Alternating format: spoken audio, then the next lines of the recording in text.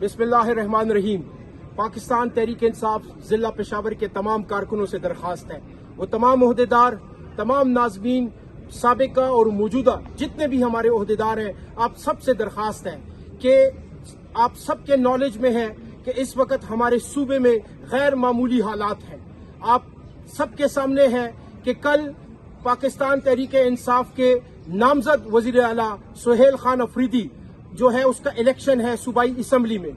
हमें और हमारी क़यादत को ये खदशा है कि कुछ कुव्वतें जो मावराए आइन इक़दामात करना चाहती हैं, वो गैर आइनी इक़दामात करना चाहती हैं, वो तहरीक इंसाफ के मैंडेट को जो खैबर पख्तूनख्वा की अवाम ने दिया है उसको जो है वो मानने से इनकार कर रही हैं। तो आप सबसे दरख्वास्त है कि आपने अपनी अपनी तहसीलों में वो तमाम साबिका तंजीमी ओहदेदार जिनका पेशावर की तमाम 7 और 8 तहसीलों से उनका ताल्लुक है, उन सब से मेरी दरख्वास्त है कि आपने अपनी अपनी तहसील में मखसूस जगह के ऊपर जहां पर भी आप इकट्ठे हो सकते हैं वहां पर आप इकट्ठे हो, आपस में बैठे, तमाम कारकुनों को जो है वो 9 बजे का टाइम दे। आप लोगों ने जो है वो क़यादत की कॉल का इंतजार करना है।